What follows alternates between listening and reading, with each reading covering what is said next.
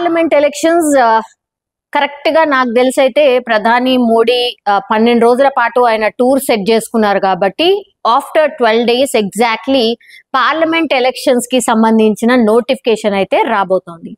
So ఇక టికెట్ల పంచాయతీ అన్ని పార్టీస్ లో మొదలైపోయాయి. ఎందుకంటే కాంగ్రెస్ పార్టీ అధికారంలోకి వచ్చిన తర్వాత దానికి డిమాండ్ విపరీతంగా ఉంది అండ్ జాయినింగ్స్ కూడా చాలా ఎక్కువ జరుగుతున్నాయి. ఇక బీఆర్ఎస్ అండ్ బీజేపీలో ఆల్మోస్ట్ టికెట్ల లొల్లి ఎప్పటి నుంచో స్టార్ట్ అయిపోయింది. అంటే చాలా మంది ఎవరైతే బీఆర్ఎస్ కి సంబంధించి పర్టికులర్ గా మాట్లాడితే కాసేపటి క్రితమే బీఆర్ఎస్ అధినేత కేసీఆర్ అయితే 4 టికెట్స్ అయితే అనౌన్స్ చేశారు. అవేంటో ఒకసారి చూద్దాం. ఖమ్మం అభ్యర్థిగా అయితే నామా నాగేశ్వరరావు, మహబూబాబాద్ అభ్యర్థిగా అయితే మాలోతు కవిత, పెద్దపల్లి అభ్యర్థిగా కొప్పుల ఈశ్వర్ అండ్ కరీంనగర్ అభ్యర్థిగా బోయిన్పల్లి వినోద్ కుమార్ పేర్లను అయితే ప్రకటించేశారు. అంటే 4 పేర్లు అయితే అనౌన్స్ చేశారు. 17 పార్లమెంట్ సెగ్మెంట్స్ కి సంబంధించి ఆయన 4 అనౌన్స్ చేశారు. అండ్ ఇప్పుడున్న పరిస్థితుల్లో 4 సిట్టింగ్లు అంటే నామా నాగేశ్వరరావు కావచ్చు, దెన్ మాలోతు కవిత, పెద్దపల్లి అభ్యర్థిగా కొప్పుల ఈశ్వర్. ఇదైతే కొత్త పేరు బికాస్ పెద్దపల్లికి సంబంధించిన పార్లమెంట్ అభ్యర్థులు ఎవరైతే ఉన్నారో ఆయన బీజేపీకి వెళ్ళిపోయారు కాబట్టి ఆయన ప్లేస్ లో ఇప్పుడు కొప్పుల ఈశ్వర్ ని అనౌన్స్ చేసిన పరిస్థితి కనిపిస్తోంది. దెన్ కరీంనగర్ అభ్యర్థిగా బోయినపల్లి వినోద్ కుమార్, ఆయన్నే సో గతంలో కూడా ఆయన్నే పోటీ చేశారు కాబట్టి అగైన్ ఆయనకే చాయిస్ ఇచ్చారు. సో 4 పేర్లని ఈ రోజు అనౌన్స్ చేశారు. గ్రౌండ్ లెవెల్లో ఆల్మోస్ట్ బీఆర్ఎస్ పార్టీ దిగిపోయింది అని చెప్పొచ్చు. ఇక బీఆర్ఎస్ పార్టీలో ఈ పేర్లు, ఈ మహబూబాబాద్ అభ్యర్థి మాలోది కవిత ఎవరైతే ఉన్నారో తను విముఖత వ్యక్తం చేసింది. నాకు వద్దు, నేను పోటీ చెయ్యను అన్నటువంటి మాట చెప్పింది అన్నటువంటి వార్తలు వచ్చాయి. ఆమె కూడా పార్టీ మారబోతున్నారు, బీజేపీలో జాయిన్ అవుతారు, ఇట్లాంటి వార్తలు కూడా వచ్చాయి. కానీ అనూహ్యంగానైతే మరి అగైన్ మాలోతు కవితకే అయితే ఛాన్స్ ఇచ్చారు. బట్ మిగతా సెగ్మెంట్స్ లో మాత్రం ఎవరైతే ఇప్పుడు పోటీలు ఆల్రెడీ ఎంపీ స్థానాల్లో ఉన్నారో వాళ్ళు మాత్రం మేము కాదు మా వారసులకు ఇవ్వండి అనేటువంటి మాట చెప్తున్నారట. మరి బీఆర్ఎస్ అధినేత అట్లాంటి ఆలోచన ఏమన్నా చేస్తారా లేదా తెలియాల్సిందే. బట్ ఈ రోజుకైతే 4 పేర్లను అయితే ఈ రోజు అనౌన్స్ చేశారు. ఇది లేటెస్ట్ అప్డేట్. అండ్ కరీంనగర్ లో అయితే బీఆర్ఎస్ ఎన్నికల శంఖారావం అక్కడి నుంచే స్టార్ట్ చేయబోతోంది. ఈ మంత్ 12వ తారీఖునే భారీ బహిరంగ సభ కూడా ఉండబోతోంది. సో ఆల్మోస్ట్ పార్లమెంట్ ఎలక్షన్ కి సంబంధించిన క్యాంపెయిన్ స్టార్ట్ అయిపోయింది అనుకోవచ్చు. ఇక ఆల్రెడీ నిన్న ఎప్పుడైతే తెలంగాణ భవన్ కి వచ్చారో కేసీఆర్ చాలా మట్టికైతే మళ్ళీ ఒక బూస్టప్ ఇచ్చే ప్రయత్నం చేశారు పార్టీకి. పార్టీని ఉద్దేశించి, కార్యకర్తలు ఉద్దేశించి అండ్ లీడర్స్ ని ఉద్దేశించి. ఎందుకంటే చాలా మంది పక్కా పార్టీల వైపు చూస్తున్నారు, ఎస్పెషల్లీ బీజేపీ ఆర్ లేదంటే కాంగ్రెస్ వైపు చూస్తున్నారు. గ్రౌండ్ లెవెల్లో ఈ కార్పొరేటర్స్ కావచ్చు, లేదంటే జెడ్పీటీసీ, ఎంపీటీసీ ఇట్లాంటి దగ్గర అవిశ్వాస తీర్మానాలు పెట్టడం అండ్ కాంగ్రెస్ నెగ్గడం ఇవన్నీ కూడా చూస్తున్నాం. అది జరుగుతోంది. ఇంకోవైపు ఏమో ఇప్పుడు ఎంపీ ఎలక్షన్స్ వచ్చాయి కాబట్టి అగైన్ పార్లమెంట్ లో మోడీ సర్కారే రాబోతోంది అనేది చాలా మట్టుకి సర్వేలు అయితే అవే చెప్తున్నాయి. 370 అబోవ్ సీట్స్ రాబోతున్నాయని చాలా సర్వేస్ అవే చెప్తున్నాయి. మిగతా కూటమిలు పెద్ద ప్రభావం చూపెట్టలేదు అనేది కూడా ఒక వార్త. బట్ బీజేపీ టార్గెట్ 400 సీట్లు. సో కంఫర్టబుల్ గా పార్లమెంట్ లో మేమే గెలవబోతున్నాం, అధికారం మాదే అనేటువంటిది మాట బీజేపీ చెప్తోంది. అట్లాగే సర్వేస్ కూడా అవే చెప్తున్నాయి. అండ్ మనం చూస్తే కూడా ఆల్టర్నేట్ పెద్దగా ఏం కనిపించట్లేదు. అగైన్ బీజేపీ వచ్చే ఛాన్సెస్ అయితే ఎక్కువగా కనిపిస్తున్నాయి. హ్యాట్రిక్ ప్రధానమంత్రి అగైన్ ప్రధాని నరేంద్ర మోడీయే ఉండబోతున్నట్టు అయితే ఇప్పుడు మనకున్నటువంటి ఈ సినారియో ఆర్ ఈ ఎపిసోడ్ ఆర్ ఈ ఎన్నికల హడావిడి చూస్తే మనకైతే అర్థమవుతుంది. సో ఇక్కడే అందుకని పార్లమెంట్ ఎలక్షన్ కి సంబంధించి మనం మాట్లాడితే ఇక్కడ కాంగ్రెస్ వైపు చూస్తున్నట్టు ఎక్కువ అనిపించట్లేదు. బికాస్ బీజేపీ అధికారంలోకి వస్తుంది కాబట్టి అధికారం కేంద్రంలో ఎవరుంటారో ఆ పార్టీ వైపే చూస్తారు కాబట్టి ఆబ్వియస్ గా బీజేపీకి సంబంధించి డిమాండ్ ఎక్కువగా ఉంది. సో ఎవరైనా సరే బీజేపీ టికెట్ ఇస్తే అంటే కాంగ్రెస్ వైపు నుంచి ఆబ్వియస్లీ కాంగ్రెస్ వైపు నుంచి ఎవరు చూడరు.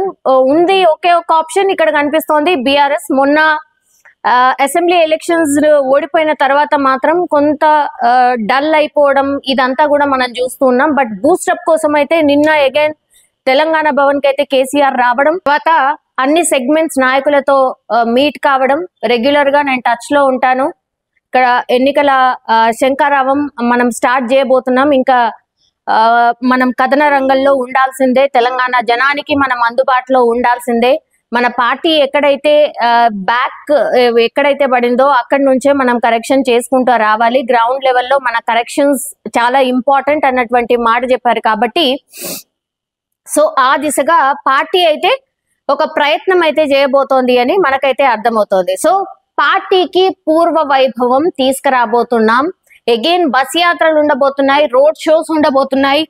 ఈ పార్లమెంట్ ఎలక్షన్స్ అంటే 1.5 month టోటల్లీ అదే దాంట్లో ఉండబోతున్నాం అనేది క్లియర్ కట్ గా నిన్న బీఆర్ఎస్ అధినేత చెప్పడం అండ్ ఈ రోజు అనౌన్స్ చేయడం, 4 సీట్లను అనౌన్స్ చేయడం అనేది జరిగిపోయింది. అండ్ కరీంనగర్ అభ్యర్థి బోయిన్పల్లి వినోద్ కుమార్ ఆయన బరిలో ఉండబోతున్నారు. సో అక్కడి నుంచే ఎన్నికల శంఖారావం స్టార్ట్ కాబోతోంది. ఇక బీజేపీ విషయానికి వస్తే, బీజేపీ యాక్చువల్లీ కొన్ని సీట్లను నిన్న అనౌన్స్ చేసింది. అక్కడ బీజేపీ అంటేనే మన అందరికీ తెలుసు, ఒక క్రమశిక్షణ కలిగినటువంటి పార్టీ, ఇష్టం వచ్చినట్టు పార్టీ మీద ఎవరంటారు అసలు మాట్లాడరు. అట్లాంటిది నిన్న కొత్తగా రాజాసింగ్ కావచ్చు అండ్ మురళీధర్ రావు కావచ్చు అసంతృప్తిని వ్యక్తం చేశారు.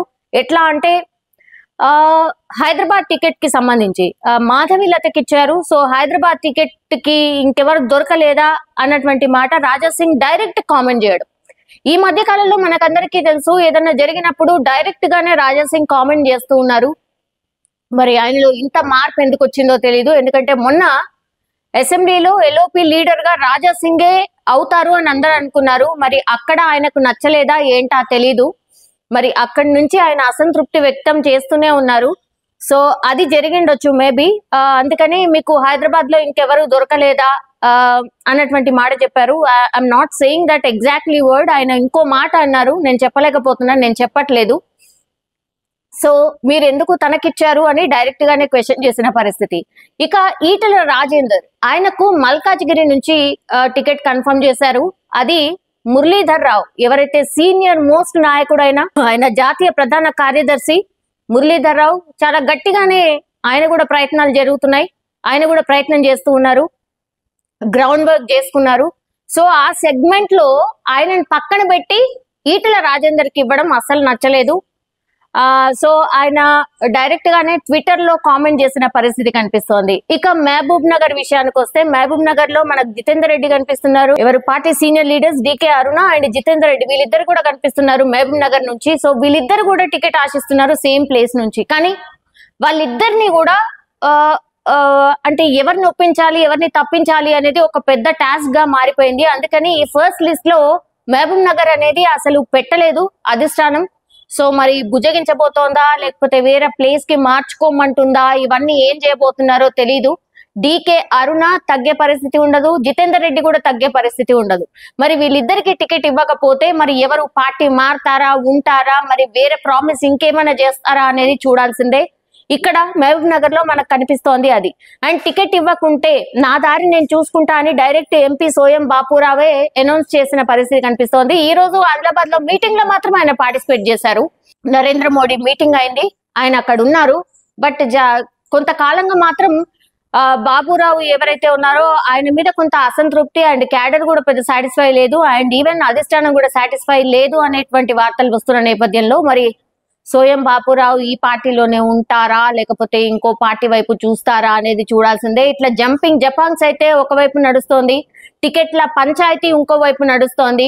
కానీ ఏది ఏమున్నా సరే ఆల్మోస్ట్ దగ్గరకు వచ్చాయి ఎలక్షన్స్ కాబట్టి టికెట్స్ అయితే అనౌన్స్ చేయాల్సిందే. కాంగ్రెస్ పార్టీ ఈ రెండు పార్టీలు ముందు అనౌన్స్ చేయని, దాని తర్వాత తీరిగ్గా మనం అనౌన్స్ చేద్దాము అన్న ధీమాలో ఉన్నట్టు కనిపిస్తోంది. ఎందుకంటే మహబూబ్ నగర్ కి సంబంధించి ఎంపీ సీట్ అయితే వంశీచందర్ రెడ్డికి ఫస్ట్ అనౌన్స్ చేసిన పరిస్థితి కనిపిస్తోంది.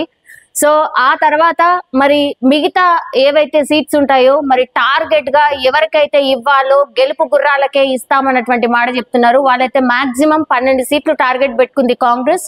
కాబట్టి ఆ దిశగా డెఫినెట్లీ ప్రయత్నం చేయబోతోంది. కాబట్టి మరి ఎవరికి ఇస్తుంది ఏంటి అనేది ఈ రెండు పార్టీస్ అనౌన్స్ చేశాక దాని తర్వాత చూస్తుందా అనేది ఒక స్ట్రాటజీ లాగానే కనిపిస్తోంది. సో ఈ రెండు పార్టీలు అనౌన్స్ చేసిన ఈ కొన్ని టికెట్లకే ఇంత పంచాయతీ జరిగితే మరి ఎట్లా సమన్వయం చేయబోతోంది అండ్ ఎట్లా వీళ్ళందరినీ బుజ్జగించబోతోంది అండ్ వీళ్ళు ఒకవేళ గ్రౌండ్ లెవెల్ కి పోయినప్పుడు మరి ఈ పార్టీ కార్యకర్తలు అండ్ పార్టీ కి సంబంధించిన గ్రౌండ్ లెవెల్ వాళ్ళు ఎంతవరకు సహకరిస్తారు ఏంటి అనేది చూడాల్సిందే. బట్ టికెట్ల పంచాయతీ అయితే ఆల్వేస్ ఎలక్షన్స్ వచ్చినప్పుడు ఉంటూనే ఉంటాయి. సో ఇదే అనుకోవచ్చు. బట్ గెలుపు ఎవరి వైపు ఉంటుంది? అండ్ బీఆర్ఎస్ బీజేపీ అయితే మా ఇద్దరి మధ్యనే పోటీ అని వీరిద్దరు కూడా చెప్పుకుంటున్నారు. కాంగ్రెస్ అసలు పోటీనే లేదు అన్నటువంటి మాట చెప్తున్నారు. సో రాజకీయాల్లో ఏవైనా మాట్లాడొచ్చు, బట్ గ్రౌండ్ లెవెల్లో ఏంటి అనేది పార్టీలు అన్ని చూసుకుంటూ ముందుకు వెళ్తేనే బెటర్.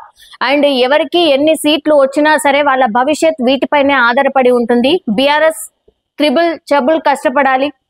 అండ్ బీజేపీ ఆల్సో, ఎందుకంటే మొన్న 8 సీట్స్ వచ్చాయి, 4 పార్లమెంట్ సీట్లు ఆల్రెడీ ఉన్నాయి. మరి వాటిని గెలుచుకుని ఇంకా దాన్ని డబుల్ చేసుకోవాల్సిన అవసరం కనిపిస్తోంది. కాంగ్రెస్ అయితే డెఫినెట్లీ వాళ్ళైతే పూర్తిగా శాయశక్తుల మాక్సిమం సీట్లు కొట్టాలి. ఎందుకంటే అధికారంలో ఉంది కాంగ్రెస్ పార్టీ కాబట్టి వాళ్ళైతే పూర్తిగా 12 టార్గెట్ పెట్టుకున్నారు. 12కు 12 వాళ్ళు కొట్టాల్సిందే, ఇది వాళ్ళ టార్గెట్. ఎందుకంటే అక్కడ కూడా బలం పెంచుకోవాలి కాబట్టి ఇవన్నీ కూడా అన్ని పార్టీస్ కి కూడా ఒక టాస్క్ గా అయితే కనిపిస్తోంది.